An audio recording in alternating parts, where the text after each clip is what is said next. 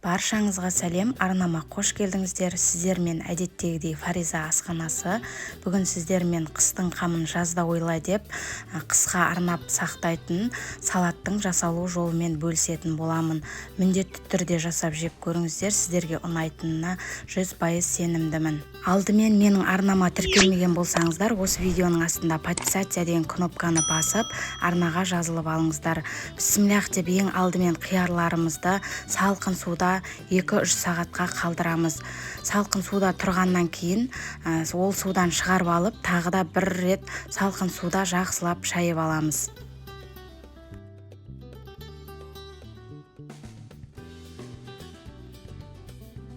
Қиярларымызды жақсылап жуып, тазартып, дайындап алдық. Ендігі кезекте тәтті болгар бұрыштарымызды да керек емес жерлерінен тазартып, жақсылап жуып, дайындап аламыз. Мен 2 дана ащы бұрыш қолданатын боламын. Сарымсақтардың да қабығынан тазартып, дайындап аламыз. Кез келген қызанақ пайдалансаңыздар болады. Менде қызанақтың осындай түрі. Енді ең алдымен қызанақтан бастаймыз. Керек емес жерлерінен тазартып, видеода көрсетілгендей етіп, орташа бөліктерге бөліп аламыз. Мен шопперде ұсақтайтын боламын, сондықтан шопперіме сай бөліктерге бөліп аламын.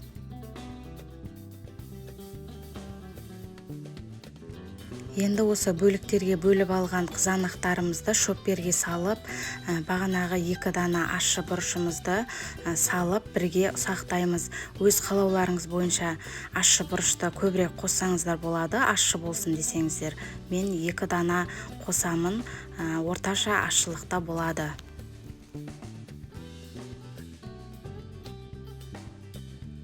Қызанақтарымыздың бірінші бөлігін ұсақтап алдық, дәл осындай болып шығады. Енді оны қайнататын қазанымызға бірден құйып аламыз. Қызанағымыздың барлығын осы тәсілде ұсақтап аламыз. Мен ең соңында кішкене қызанақпен бірге сарымсақтарды да шоппермен өте ұсақ етіп ұсақтап алдым. Егер сіздерге олай ұнамаса, пышақта ұсақтап турап қоссаңыздар да болады.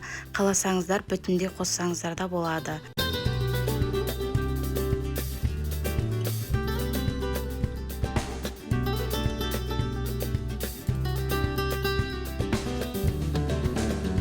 Қызанақтарымыздың барлығын ұсақтап алдық. Ендігі кезекте тәтті бұрышымызды дәл видеода көрсетілгендей етіп, орташа бөліктерге бөліп, турап дайындап аламыз.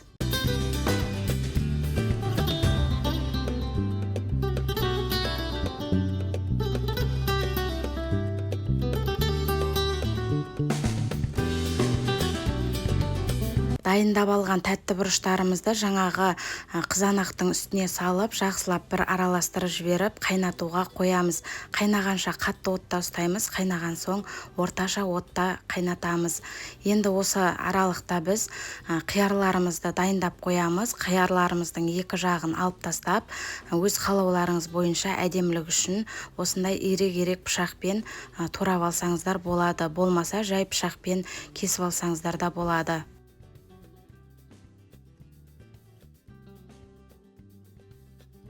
Қиярларымыздың барлығын осы тәсілмен кесіп дайындап алдық. Ендігі кезекте көкөністер қосатын боламыз. Өз қалауларыңыз бойынша қоссаңыздар болады. Мен петрушка мен укроп пайдаландым. 1 байлам петрушка, 1 байлам укроп қолдандым. Өте қатты ұсақ етпей, видеода көрсетілгендей етіп кесіп аламыз.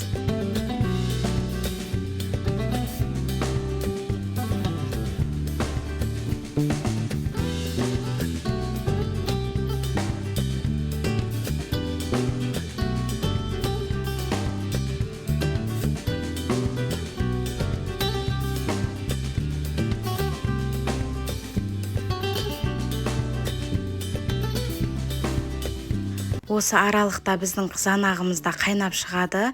Орташа отқа қойып, жарты сағаттың көлемінде қайнатамыз. Жарты сағат қайнағаннан кейін жаңағы дайындап қойған үстінен қиярларымызды саламыз. Жақсылап араластырып 15-20 минуттың көлемінде қайнатамыз. Одан көп қайнатпаймыз. Одан көп қайнататын болсақ, біздің қиярларымыз жұмсап кетеді. Қиярларды салғаннан кейін, бір қайнап шыққаннан кейін міндетті түрде сұйық май қосыңыздар. Менің сұйық май қосқаным өкінішке орай видеоға түспей қалыпты.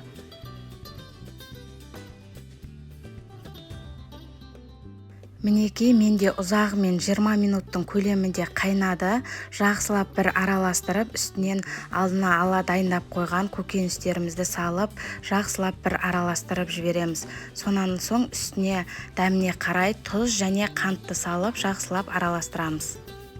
Осы салатқа қажетті заттардың мөлшерін осы видеоның астына описание бөліміне жазып қалдыратын боламын.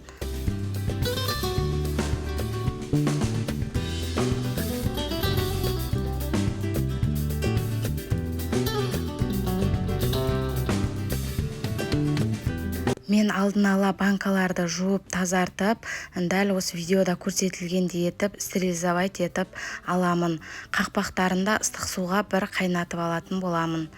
Көкөністерді салғаннан кейін ұзағымен 5 минуттың көлемінде қайнатамыз.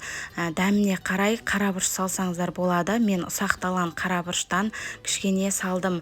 Сонан соң 90%-дық сірке суынан үлкен қасықпен бір қасық қосып, жақсылап араластырамыз. Сонымен отымызды өшіріп, банкаларға салып жаба берсек болады. Мен бұл салатты дәл осы тәсілмен бірнеше жылдан бері жабамын. Ешқандай да ашымайды, атылып та кетпейді. Сондықтан да қорықпай жаба берсеңіздер болады. Мен сіздерге бір рецепті ұсынудан алдын бірінші өзіме эксперимент жасап, барлығын жасап жеп көремін. Сонан кейін ғана рецебін шығарамын. Сондықтан да қорықпай жасай берсеңіздер болады. Дайын болған салатымызды жақсылап стерилизовать етілген банкаларымызға салып, қақпақтарын жақсылап бұрап, банкаларды терісінен қойып, жылы көрпенің астына бір тәулікке қалдырамыз. Бір тәулік тұрғаннан кейін банкаларымызды шығарып, бөлме температурасында қысқа дейін сақтап, бір-бірден ашып, қолдана берсеңіздер болады.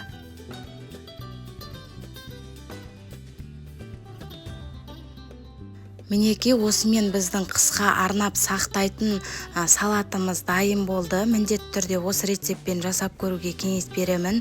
Өте дәмді болып шығады. Әсіресе қою тағамдармен бірге ұсынсаңыздар, бір отырғанда желініп кететін салаттардың бірі. Сіздермен болған Фариза. Видео рецебім ұнаған болса, лайк басып достарыңызбен бөлісіп қойыңыз.